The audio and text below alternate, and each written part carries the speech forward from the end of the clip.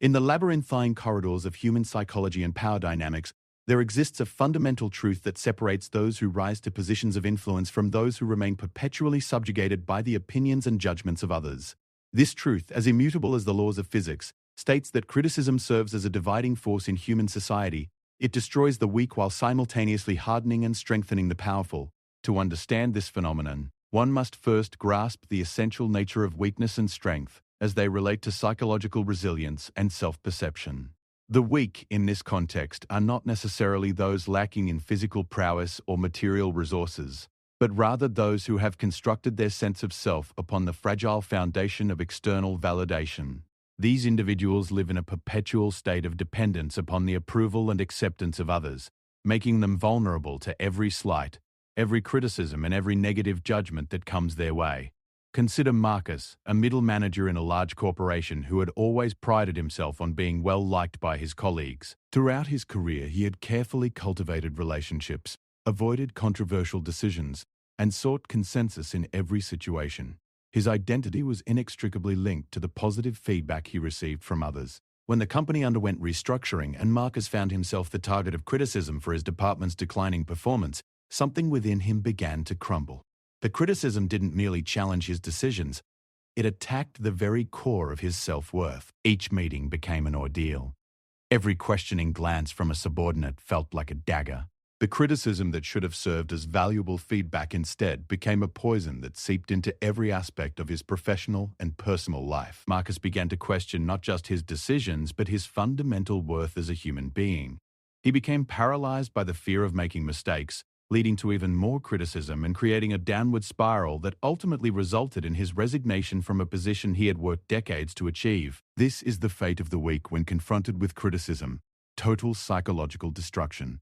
The weak cannot separate their actions from their identity, their performance from their worth, their mistakes from their character. To them, criticism is not merely feedback about behavior that can be modified. It is a verdict on their entire existence.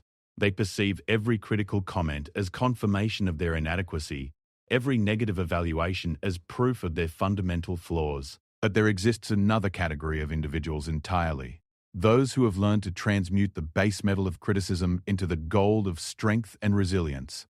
These are the individuals who understand that criticism, properly received and processed, serves as the raw material from which true power is forged. They recognize that in a world where everyone faces judgment and evaluation, the ability to not merely survive criticism but to thrive because of it represents the ultimate competitive advantage. Take the example of Elena, a startup founder whose revolutionary product was initially met with scathing criticism from industry experts. They called her idea impossible, her approach naive, and her business model fundamentally flawed. Where Marcus would have crumbled under such assault, Elena saw opportunity. Each criticism became a data point to be analyzed, each negative comment a challenge to be overcome. She didn't take the criticism personally because she had long ago learned to separate her identity from her current circumstances. Elena understood a fundamental truth that eludes the weak. Criticism is not about you as a person. It is about your current performance, your present approach, your existing strategy. These are all things that can be modified, improved, and perfected. When she received feedback that her product was too complex for the average user, she didn't interpret this as "I am too complex," but rather as "my product design needs refinement." When investors questioned her business model, she didn't hear "you are incompetent," but rather "this aspect of my strategy requires reconsideration." This cognitive separation between self and circumstance is the hallmark of those who possess what can only be called a Machiavellian mindset, not in the sense of being manipulative or unethical, but in the sense of being ruthlessly practical and strategically minded in their approach to power and influence. Niccolo Machiavelli himself understood that power is not about being liked or avoiding criticism, but about being effective and achieving one's objectives despite opposition and judgment. The Machiavellian mindset recognizes that criticism is an inevitable byproduct of any attempt to achieve something meaningful. Those who seek to accomplish anything of significance will inevitably encounter resistance, judgment, and negative feedback. The question is not whether criticism will come, it will, but rather how one chooses to respond to it. The weak allow criticism to define them. The powerful use criticism to refine themselves. This fundamental difference in approach creates a self-reinforcing cycle. The weak, devastated by criticism, begin to avoid situations where they might face judgment. They retreat into safe spaces where their ego can remain protected but where growth becomes impossible. They surround themselves with yes men and sycophants who offer empty praise but no valuable feedback. Over time, their skills atrophy, their confidence erodes further, and they become even more vulnerable to the next wave of criticism they inevitably encounter. The powerful, conversely, actively seek out criticism because they understand its value as a tool for improvement. They cultivate relationships with individuals who will provide honest, sometimes harsh feedback. They put themselves in challenging situations where their abilities will be tested and their weaknesses exposed. Each encounter with criticism becomes an opportunity to identify areas for improvement, to strengthen their resolve, and to develop greater resilience for future challenges. This process of actively engaging with criticism rather than avoiding it creates what psychologists call anti-fragility, the ability to become stronger under stress rather than merely surviving it. Like muscles that grow stronger when subjected to resistance, the minds of the powerful grow more resilient and capable each time they successfully process and learn from criticism. The transformation from weakness to strength is not instantaneous, nor is it easy. It requires a fundamental shift in one's relationship with external judgment and internal self-worth. It demands the courage to face uncomfortable truths about oneself and the discipline to act upon those truths even when doing so is difficult or painful. Most importantly, it requires the wisdom to understand that one's current state is not one's permanent condition, that identity is fluid, and that with effort and proper mindset, one can become someone entirely different from who they are today. The journey begins with a single powerful realization. The opinions of others, while potentially valuable as feedback, have no inherent power to determine your worth or define your reality unless you grant them that power. This recognition represents the first step in developing what can only be described as psychological sovereignty, the ability to govern one's own mind and emotions independently of external circumstances. Consider the historical example of Winston Churchill, a figure whose career was marked by both spectacular failures and extraordinary triumphs. Early in his political career, Churchill faced devastating criticism for his role in the Gallipoli campaign during World War I. The operation was a disaster, resulting in massive casualties and strategic failure. Churchill was widely blamed, ridiculed in the press, and forced to resign from his position as First Lord of the Admiralty. For many, such criticism would have marked the end of their political aspirations. But Churchill possessed the rare quality of being able to extract wisdom from failure without allowing that failure to define him. He studied what had gone wrong, took responsibility for his role in the disaster, but refused to accept that this setback represented the totality of his capabilities or the limit of his potential contributions. Instead of retreating from public life, he used the criticism as motivation to improve his strategic thinking, his leadership abilities, and his understanding of warfare. Decades later, when Britain faced its darkest hour during World War II, it was precisely these hard-won lessons from criticism and failure that enabled Churchill to provide the leadership that helped save Western civilization. The man who had been vilified for the Gallipoli disaster became the symbol of British resistance against Nazi tyranny. The criticism that could have destroyed a weaker person had instead forged one of history's most resilient and effective leaders. This transformation illustrates a crucial principle. The powerful understand that criticism is temporary, but the lessons learned from it can last forever. They view each critical episode not as a permanent judgment, but as a temporary challenge that provides opportunities for growth and improvement. They maintain what psychologists call a growth mindset, the belief that abilities and intelligence can be developed through effort, strategy, and learning from failure. The weak, by contrast, operate from what is known as a fixed mindset, the belief that abilities and characteristics are static and unchangeable. When someone with a fixed mindset faces criticism, they interpret it as confirmation of permanent inadequacy rather than feedback about improvable performance. This fundamental difference in interpretation explains why the same criticism that destroys one person can strengthen another. The development of a powerful mindset begins with the recognition that criticism often reveals more about the critic than about the person being criticized. Not all criticism is valid, constructive, or well-intentioned. Some criticism stems from envy, insecurity, or personal agenda. Some critics lack the knowledge, experience, or perspective necessary to provide valuable feedback. Learning to distinguish between criticism that should be taken seriously and criticism that should be disregarded is a crucial skill in developing psychological resilience. However, the truly powerful go beyond merely filtering criticism. They develop the ability to extract value even from unfair, poorly motivated, or ignorant criticism. They understand that even the most biased or malicious criticism might contain a grain of truth or might reveal how their actions or communications are being perceived by others. This ability to find value in any feedback, regardless of its source or motivation, represents the highest level of mental sophistication and emotional maturity. The process of becoming anti-fragile to criticism requires consistent practice and gradual exposure to increasingly challenging situations. Like developing physical strength through progressively heavier weights, psychological strength develops through progressively more challenging encounters with judgment and opposition. This process cannot be rushed or skipped. It requires time, patience, and consistent effort. Many individuals attempt to shortcut this process by simply adopting an attitude of not caring what others think. While this might seem like strength, it often represents another form of weakness, the inability to discern valuable feedback from worthless criticism. True strength lies not in ignoring all external input, but in maintaining the capacity to receive and process feedback while remaining emotionally detached from the judgment of others. The powerful understand that their value as individuals is not determined by their current performance, their recent successes or failures, or the opinions others hold about them. Their sense of self-worth is anchored in something deeper and more stable. Their capacity for growth, their commitment to their principles, their willingness to face challenges, and their ability to learn and adapt. This internal foundation provides the stability necessary to weather any storm of criticism without losing one's sense of direction or purpose. This internal stability also enables the powerful to maintain perspective during both criticism and praise. Just as they don't allow criticism to devastate them, they don't allow praise to inflate their ego or create complacency. They understand that both criticism and praise are temporary external phenomena that provide information, but should not be confused with identity or self-worth.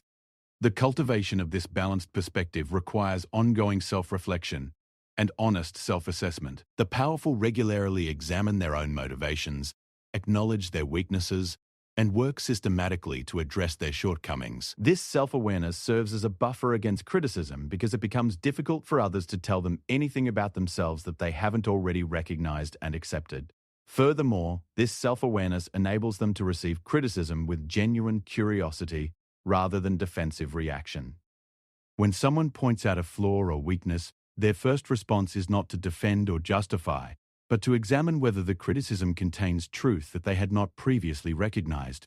This intellectual humility, paradoxically, represents a form of strength rather than weakness because it demonstrates confidence in one's ability to improve and grow. The journey from weakness to strength in the face of criticism is ultimately a journey from external validation to internal validation, from defensive reaction to curious response, from fixed identity to growth-oriented flexibility. It is a transformation that cannot be accomplished overnight, but once achieved, it provides a foundation for sustained success and influence that cannot be shaken by the opinions or judgments of others. As we delve deeper into understanding this transformation, we must examine the specific mechanisms by which the weak allow criticism to destroy them, the strategies by which the powerful use criticism to strengthen themselves, and ultimately, the process by which one can systematically destroy their weak self to become immune to the destructive power of external judgment. This examination will reveal not only the psychology of power and resilience, but also the practical steps necessary to achieve this transformation in one's own life. The anatomy of weakness. How external judgment becomes internal destruction. The destruction that criticism wreaks upon the weak follows predictable patterns that, once understood, reveal the fundamental vulnerabilities that separate those who crumble from those who flourish under pressure. This destruction is not a single catastrophic event, but rather a systematic erosion of psychological foundations that begins long before the first critical word is spoken. The process begins with what psychologists term external locus of control, a psychological orientation in which individuals believe their success, failure, happiness, and self-worth are primarily determined by factors outside their control, particularly the opinions and actions of others. Those who possess this orientation have essentially outsourced their sense of identity to the external world, creating a psychological dependency that renders them perpetually vulnerable to the judgments of others. Isabella worked as a marketing director for a prestigious firm, a position she had achieved through years of careful networking and consensus building. Her approach to leadership was built entirely upon maintaining positive relationships and avoiding conflict. She prided herself on being the person everyone liked, the the one who could bring harmony to any situation. Her performance reviews were consistently positive, not because she made bold decisions or drove exceptional results, but because she was skilled at managing perceptions and maintaining workplace harmony. This approach worked well for Isabella, as long as her environment remained stable and her role involved relatively low-stakes decisions. However, when the company faced serious competitive pressures and needed to make difficult strategic pivots, Isabella found herself in uncharted territory. The harmonious consensus building that had served her so well became impossible when stakeholders had genuinely conflicting interests and when popular decisions were often strategically wrong. When Isabella finally made a series of tough decisions that prioritized business needs over workplace harmony, the criticism was swift and harsh. Colleagues who had previously praised her collaborative approach now questioned her judgment. Subordinates who had appreciated her gentle management style felt betrayed by her newfound decisiveness. Superiors who had valued her ability to maintain peace now criticized her for creating conflict. The criticism attacked the very foundation of Isabella's identity. If she wasn't the person everyone liked, then who was she? If her collaborative approach was wrong, then what value did she bring? If maintaining harmony wasn't sufficient, then what were her actual capabilities? These questions, which someone with a strong internal foundation could have answered confidently, became sources of existential terror for Isabella, because she had no independent sense of self to fall back upon. The first stage of criticism-induced destruction in weak individuals is identity confusion. When their external source of validation is threatened or removed, they lose their sense of who they are and what they're worth. This confusion creates a desperate search for new sources of external validation, often leading to increasingly erratic behavior as they attempt to regain the approval they've lost. Isabella began making contradictory decisions, sometimes reverting to her old consensus-building approach and sometimes doubling down on harsh decisiveness, depending on which group she was trying to please in the moment. This inconsistency only invited more criticism and created a perception of incompetence that hadn't existed before the initial criticism began. The second stage involves emotional dysregulation. The weak individual's emotional state becomes entirely dependent on external feedback. Positive interactions create temporary relief, while negative interactions trigger disproportionate emotional responses. The person becomes trapped in an exhausting cycle of emotional highs and lows, with each low point becoming deeper and each high point becoming more fleeting. Isabella found herself obsessively checking emails for signs of approval or disapproval. She analyzed every conversation for hidden meanings and spent sleepless nights replaying interactions and imagining future confrontations. Her emotional energy became entirely consumed by managing her reactions to others' opinions, leaving no resources for the clear thinking and decisive action her position required. The third stage is behavioral paralysis. Overwhelmed by the fear of additional criticism, weak individuals begin to avoid making decisions or taking actions that might invite judgment. This avoidance paradoxically guarantees the very criticism they're trying to avoid, as indecision and inaction are themselves forms of poor performance that attract negative feedback. Isabella began delegating decisions she should have made personally, calling unnecessary meetings to build consensus on issues that required quick resolution, and avoiding interactions with the colleagues whose criticism had initially triggered her spiral. Her attempts to avoid criticism by avoiding responsibility only created new sources of criticism about her leadership effectiveness and professional courage. The fourth stage involves cognitive distortion. The weak individual's thinking becomes increasingly unrealistic and self-defeating. They begin to interpret neutral interactions as negative, assume malicious intent behind honest feedback, and catastrophize minor setbacks into major disasters. Their ability to accurately assess situations becomes compromised by their emotional investment in external validation. Isabella began to perceive every professional interaction through the lens of personal attack. When a colleague asked for clarification on a decision, she heard criticism of her communication skills. When a subordinate suggested an alternative approach, she interpreted it as a challenge to her authority. When her supervisor asked for a progress update, she assumed she was being monitored due to poor performance. These distortions created a siege mentality that made it impossible for her to receive genuine feedback or maintain healthy professional relationships. The fifth and final stage is self-fulfilling prophecy. The weak individual's behavior, driven by their fear of criticism and their misinterpretation of others' actions, actually creates the very outcomes they feared most. Their defensive reactions alienate colleagues, their avoidance of responsibility damages their professional reputation, and their emotional instability undermines their effectiveness. The criticism that initially seemed unfair or excessive becomes, through their reaction to it, entirely justified. Within 6 months of the initial criticism, Isabella had transformed from a well-regarded director into someone whose competence was genuinely questionable. Her fear of criticism had led to behaviors that invited legitimate criticism. Her attempts to protect her reputation had ultimately destroyed it.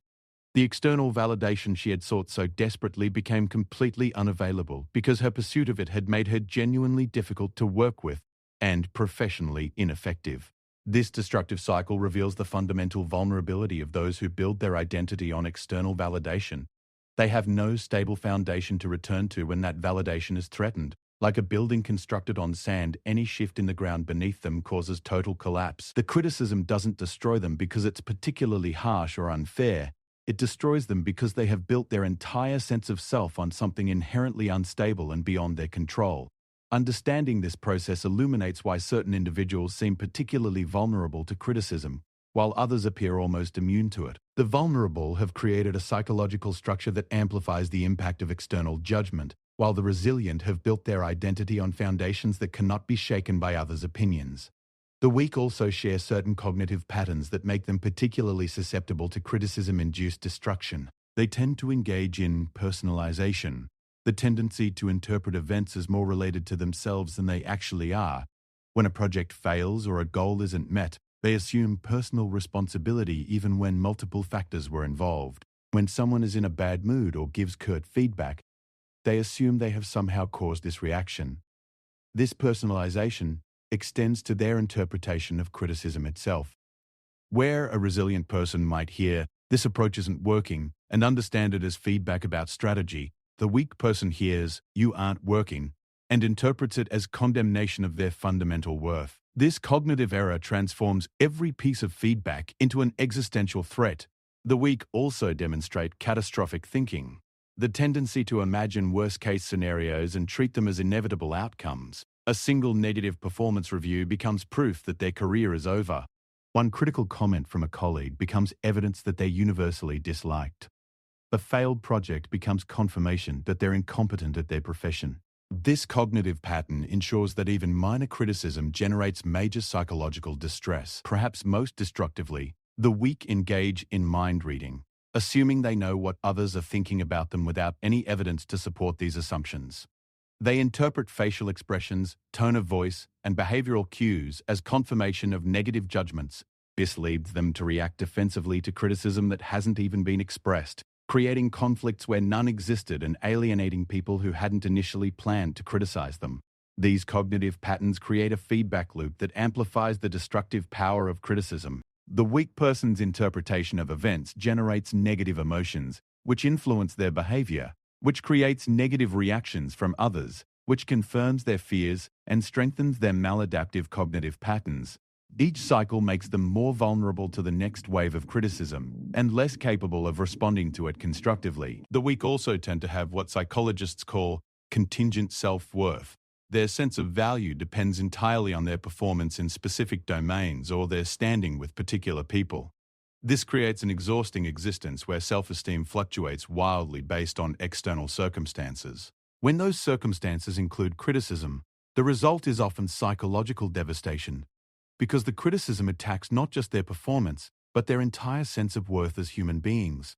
Moreover, the weak often lack what resilience researchers call meaning-making ability, the capacity to find purpose and significance in difficult experiences. When faced with criticism, they can only see it as an attack to be defended against or a punishment to be endured.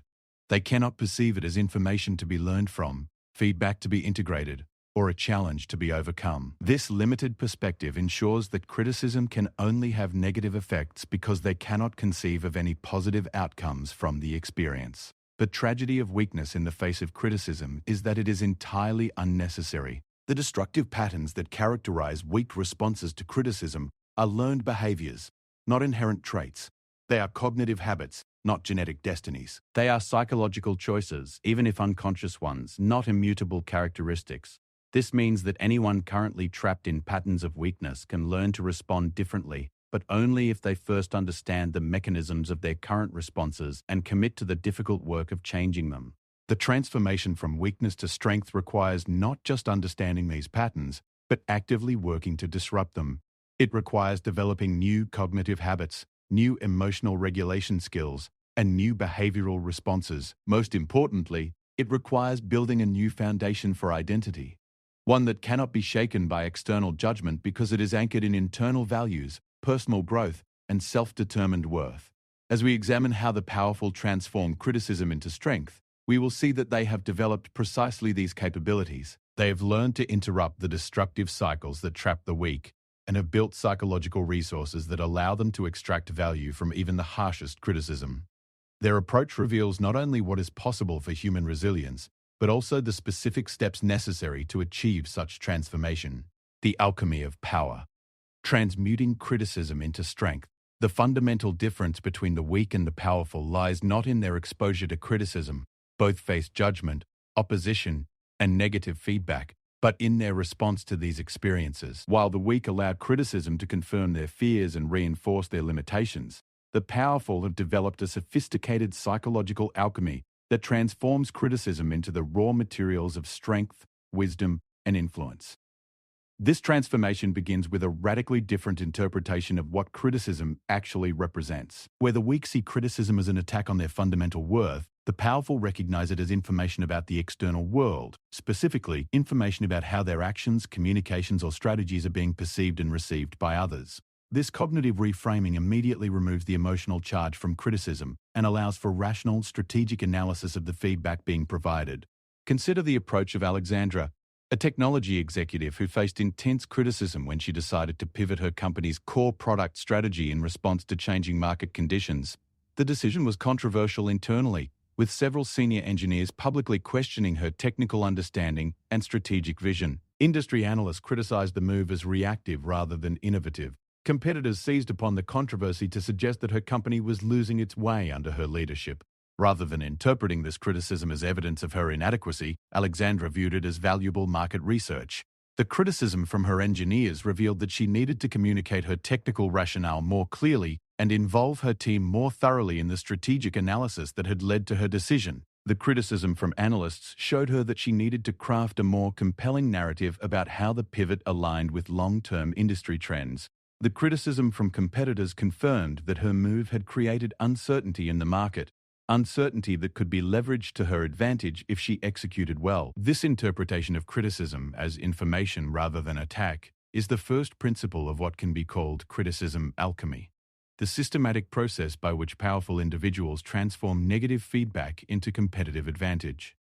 This process involves several distinct stages, each of which contributes to the overall transformation of potential psychological destruction into actual psychological strengthening.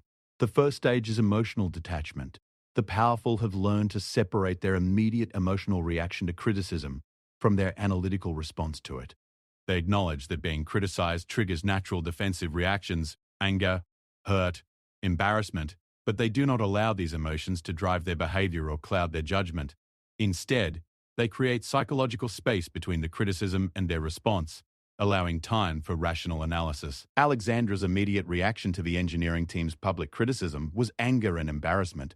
She felt her technical competence was being questioned unfairly, and she was tempted to respond defensively by citing her credentials and past successes. However, she had trained herself to pause before reacting, to sit with the discomfort of criticism without immediately seeking to alleviate it through defensive action. This pause allowed her to move beyond her emotional reaction to analytical consideration of what the criticism revealed. The second stage involves systematic analysis of the criticism's validity and utility.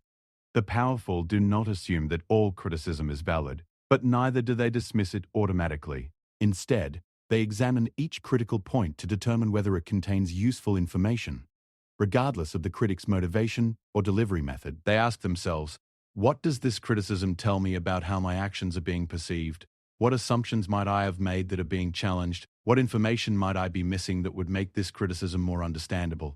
Alexandra systematically examined each criticism her company faced. She discovered that while her strategic reasoning was sound, her communication about the technical aspects of the pivot had been insufficient for her engineering team. The criticism revealed gaps in her explanation rather than flaws in her logic. This analysis allowed her to address the real issue: inadequate communication. rather than defending against the perceived issue, question competence. The third stage involves strategic response formulation. Rather than reacting defensively or ignoring criticism entirely, the powerful develop strategic responses that address legitimate concerns while advancing their overall objectives. They use criticism as an opportunity to clarify their position, demonstrate their competence, and sometimes even to strengthen their relationship with their critics. Alexandra used the criticism as an opportunity to demonstrate exactly the kind of technical leadership the critics claimed she lacked. She organized a series of technical deep dive sessions where she walked the engineering team through the detailed analysis that had informed her strategic decision. Rather than simply defending her choice, she showed her reasoning process and invited the team to challenge specific assumptions and contribute additional analysis. This response not only addressed the immediate criticism but also established her as someone who could engage at a high technical level while maintaining strategic vision. The fourth stage is systematic learning and improvement. The powerful treat every episode of criticism as a learning opportunity. Even when the criticism is unfair or poorly motivated, they ask themselves what they could have done differently to achieve their objectives while minimizing negative reactions. They consider whether their approach, timing, communication, or execution could be improved based on the feedback they've received. Through this process, Alexandra learned that technical decisions require different communication strategies than pure business decisions. She developed new protocols for explaining complex technical pivots to diverse stakeholder groups. She created feedback mechanisms that would surface concerns earlier in the decision-making process. Most importantly, she strengthened her ability to anticipate and address likely sources of resistance before they became public criticism. The fifth stage involves building resilience for future challenges. Each successfully processed episode of criticism contributes to the individual's overall psychological resilience and strategic sophistication. They become more confident in their ability to handle opposition, more skilled at extracting value from negative feedback, and more effective at implementing decisions that may be initially unpopular but strategically necessary. Alexandra's successful navigation of the criticism surrounding her strategic pivot became a source of confidence and credibility that served her well in subsequent challenges. Her team gained confidence in her technical depth. Her board gained confidence in her ability to handle controversy, and she gained confidence in her ability to make difficult decisions and defend them effectively. The criticism that could have undermined her authority actually ended up strengthening it. This five-stage process of criticism alchemy represents a fundamental difference in psychological approach between the weak and the powerful. The weak experience criticism as a threat to be defended against or endured. The powerful experience criticism as raw material to be processed and refined into wisdom, strength, and strategic advantage. The development of this capability requires what psychologists call metacognitive awareness, the ability to think about one's own thinking processes. The powerful have learned to observe their own reactions to criticism objectively, to notice their emotional responses without being controlled by them, and to consciously choose their interpretations and responses rather than reacting automatically. This metacognitive awareness also allows them to recognize patterns in the criticism they receive. They begin to notice when similar concerns arise repeatedly, suggesting systematic issues that need to be addressed. They identify which critics tend to provide valuable insights and which tend to criticize reflexively. They recognize their own triggers and defensive patterns, allowing them to manage these reactions more effectively over time. The powerful also understand that criticism often reveals as much about the state of their environment as it does about their own performance. When criticism increases, it may indicate that they are pushing boundaries, challenging established norms, or threatening existing power structures. Rather than seeing this as evidence that they should retreat or conform, they often interpret it as confirmation that they are having significant impact. This interpretation requires what resilience researchers call benefit finding, the ability to identify positive outcomes or opportunities within negative experiences. The powerful become skilled at finding the hidden benefits within criticism, opportunities to clarify their position, chances to demonstrate their competence, occasions to strengthen relationships through constructive dialogue, or moments to identify and address weaknesses before they become larger problems. The transformation of criticism into strength also requires what military strategists call tactical flexibility within strategic consistency. The powerful maintain consistent long-term objectives and core principles while remaining flexible about tactics and approaches. This allows them to modify their methods in response to valid criticism without abandoning their fundamental goals or compromising their essential values. When Alexandra faced criticism about her technical communication, she didn't change her strategic direction or question her technical judgment. Instead, she modified her communication approach while maintaining her strategic commitment. This flexibility allowed her to address legitimate concerns without appearing weak or indecisive, demonstrating the kind of adaptive leadership that criticism can help develop.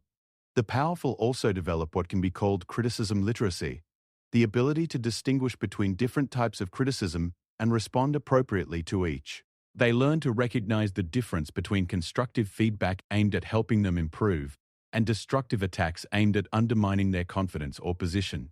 They develop different response strategies for criticism from allies versus criticism from opponents, for public criticism versus private feedback, and for criticism of their methods versus criticism of their fundamental objectives. This sophistication in interpreting and responding to criticism represents a form of emotional and social intelligence that provides significant competitive advantage, while others are wasting energy on defensive reactions or allowing criticism to undermine their effectiveness.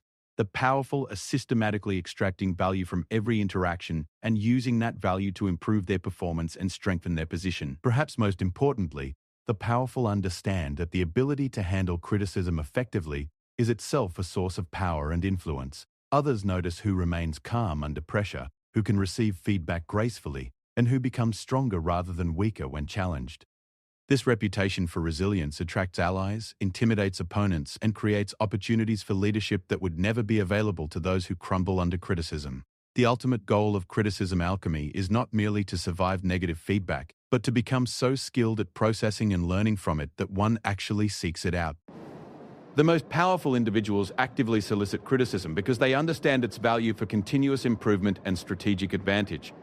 They create systems and relationships that provide them with honest, sometimes harsh feedback because they recognize that criticism is often the only way to identify blind spots and improvement opportunities. This proactive approach to criticism represents the highest level of psychological development and strategic sophistication. It demonstrates complete freedom from the need for external validation and complete confidence in one's ability to grow and improve. It also provides a significant competitive advantage, as most people and organizations receive far less honest feedback than they need to optimize their performance. The journey from being destroyed by criticism to being strengthened by it requires fundamental changes in cognition, emotion, and behavior. It demands the development of new skills, new perspectives, and new habits. Most importantly, it requires the courage to face uncomfortable truths about oneself, and the discipline to act on those truths even when doing so is difficult. But for those willing to undertake this transformation, the rewards are extraordinary. Freedom from the opinions of others, continuous improvement in performance and effectiveness, and the kind of psychological resilience that allows one to take on challenges that would intimidate or paralyze others. As we examine the final stage of this transformation, the systematic destruction of one's weak self to become immune to external destruction, we will see how these principles can be applied practically to achieve complete psychological sovereignty and unshakable inner strength. The goal is not merely to handle criticism better, but to become the kind of person who cannot be destroyed by others because they have already destroyed everything within themselves that was vulnerable to external attack. The systematic destruction of weakness, forging an indestructible self. The ultimate expression of psychological sovereignty lies not merely in handling criticism well, but in achieving a state where external judgment becomes essentially irrelevant to one's sense of worth, direction, or emotional equilibrium. This state is achieved through what can only be described as the systematic destruction of one's weak self, the deliberate elimination of every psychological vulnerability that allows others to inflict emotional damage through their words, opinions, or actions. This process represents the highest level of mental development and strategic thinking about personal power. It requires the courage to examine oneself ruthlessly, the wisdom to distinguish between what serves growth and what perpetuates limitation, and the discipline to gradually rebuild one's psychological foundation upon unshakable principles rather than shifting external circumstances. The first step in this transformation involves conducting what military strategists would call a vulnerability assessment of one's psychological infrastructure. This requires honest examination of every way in which external judgment currently affects one's emotional state, decision-making process, and behavioral choices. The goal is to identify precisely where the weak self resides and how it operates to undermine effectiveness and inner peace. David, a successful entrepreneur, undertook this process after recognizing that his business decisions were being unconsciously influenced by his desire to maintain a certain image among his peers. Despite having built a profitable company, he found himself pursuing projects that would impress others rather than those that aligned with his strategic vision. His need for external validation was subtly sabotaging his judgment and limiting his potential. David began systematically cataloging every instance where he modified his behavior, decisions, or communications based on how others might react. He tracked moments when he felt defensive, times when he sought approval, and occasions when he avoided taking certain actions due to fear of judgment. This process revealed the extent to which his weak self was still driving his choices, even in areas where he had achieved considerable success. The second step involves understanding the psychological origins of these vulnerabilities. Most weakness in the face of criticism stems from early experiences where love, acceptance, or safety became contingent upon external approval. These experiences create deep-seated beliefs about the necessity of others' validation for survival and well-being. To destroy the weak self, one must first understand exactly how and why it was created. David traced his need for peer approval to childhood experiences where academic achievement and behavioral compliance were the primary paths to parental attention and affection. These early patterns had trained him to constantly monitor others' reactions and modify his behavior to maintain approval. Understanding this origin allowed him to recognize that these patterns, while perhaps adaptive in childhood, were now limiting his adult effectiveness and authenticity. The third step requires the systematic questioning and dismantling of the beliefs that support weakness. The weak self is maintained by a network of limiting beliefs about identity, worth, and survival. These beliefs must be identified, examined for their current validity, and consciously replaced with beliefs that support strength and autonomy. This is perhaps the most challenging aspect of the process because it requires abandoning familiar psychological patterns, even when those patterns are self-defeating. David identified several core beliefs that were maintaining his weak self: that his worth was determined by his achievements, that others' opinions were reliable indicators of his value, that avoiding criticism was more important than pursuing his authentic vision, and that he needed others' approval to feel secure. He systematically examined each belief, recognizing how they had served him in the past while acknowledging how they were limiting him in the present. The replacement beliefs he developed included his worth was inherent and not dependent on external achievement. Others' opinions were simply data points that might or might not be useful. Criticism was inevitable and valuable feedback rather than something to be avoided.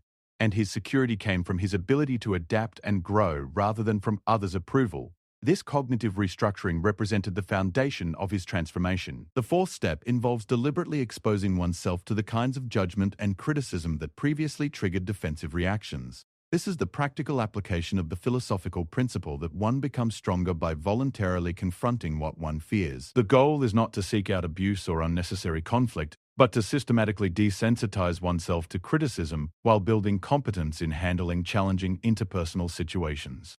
David began taking positions on controversial industry issues. Knowing that doing so would invite criticism and debate, he started expressing his authentic opinions in business contexts, even when those opinions were unpopular or unconventional. He deliberately put his ideas and strategies in positions where they could be publicly challenged and criticized. Each of these experiences provided opportunities to practice responding to criticism without defensiveness and to strengthen his ability to maintain his center under pressure. The fifth step requires developing what can be called identity independence, the ability to maintain a stable sense of self regardless of external circumstances or feedback. This involves anchoring one's identity in internal factors that cannot be influenced by others. One's commitment to growth, one's adherence to principles, one's capacity for learning and adaptation, and one's contribution to purposes larger than oneself. David gradually shifted his identity from being a successful entrepreneur who is respected by his peers to being someone who pursues meaningful challenges and contributes value regardless of others' opinions.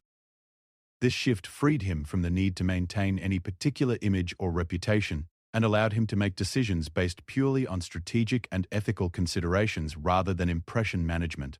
The sixth step involves building what psychologists call internal reward systems, the ability to generate satisfaction, motivation, and confidence from internal sources rather than external validation.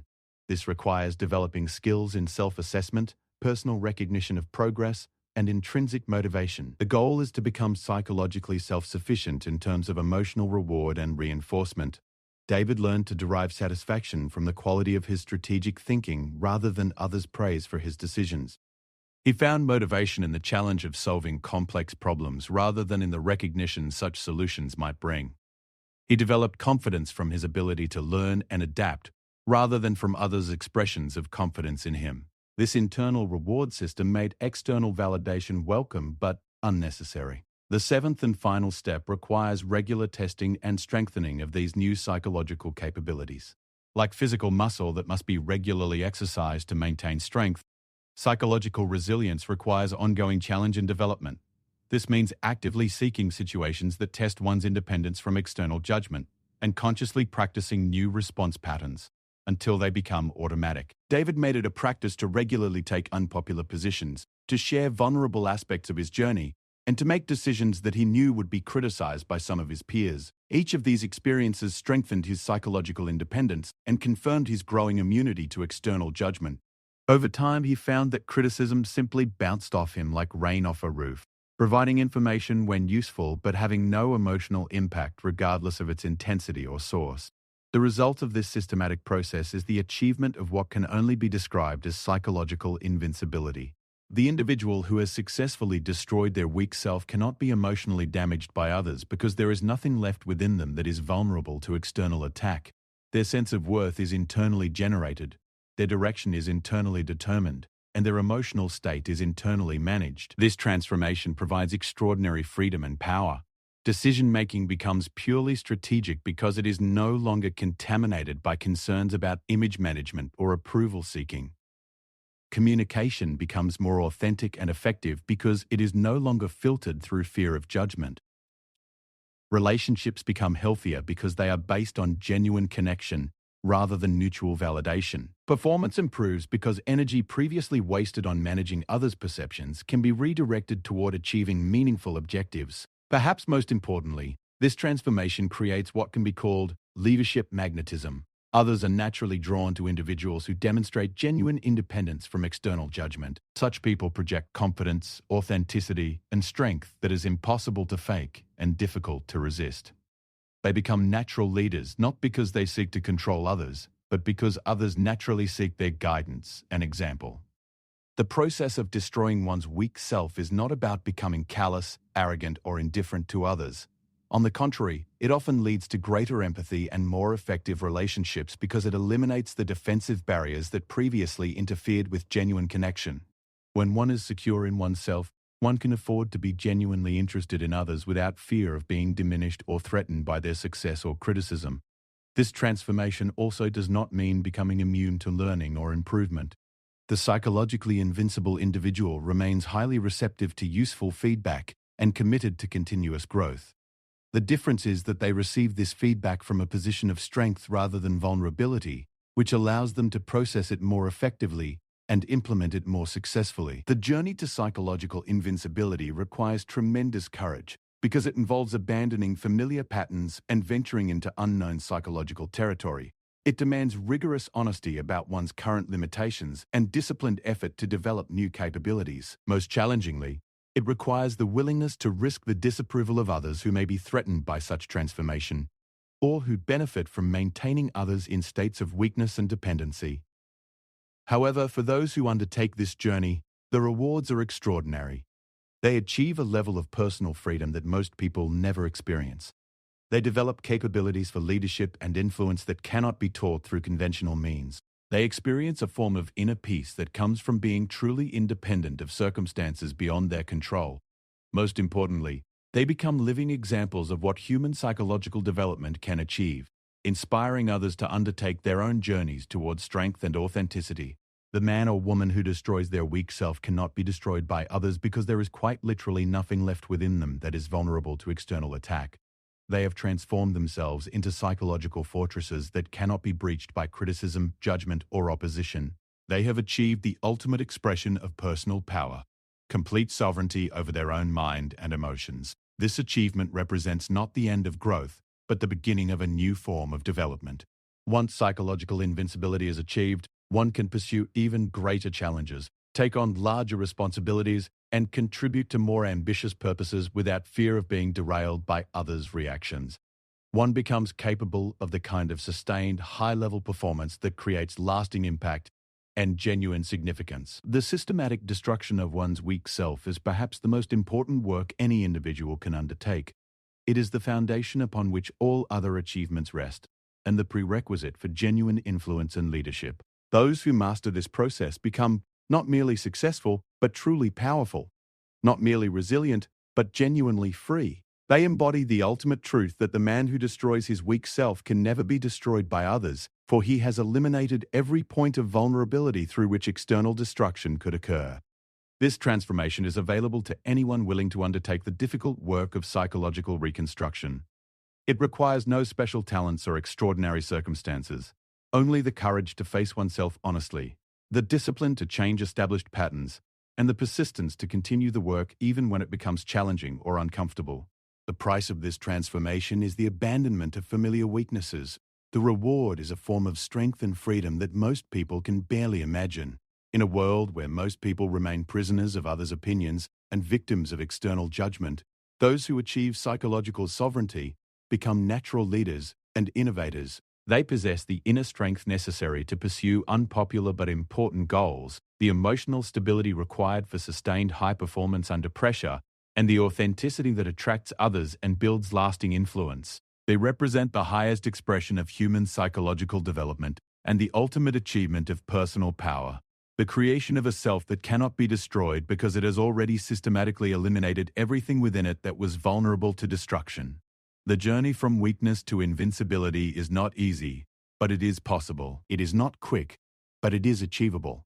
It is not comfortable, but it is profoundly worthwhile. To those who complete this transformation, criticism becomes not a source of pain, but a tool for improvement, not a threat to be feared, but an opportunity to be welcomed, not a force of destruction, but a catalyst for ever greater strength.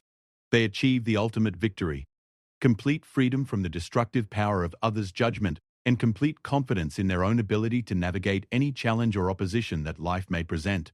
The weak see criticism as an attack to be endured or defended against. The powerful see criticism as information to be processed and leverage to be gained. The invincible see criticism as confirmation of their immunity to external destruction and evidence of their complete psychological sovereignty. This progression represents the highest possible achievement in human psychological development and the ultimate expression of personal power and freedom.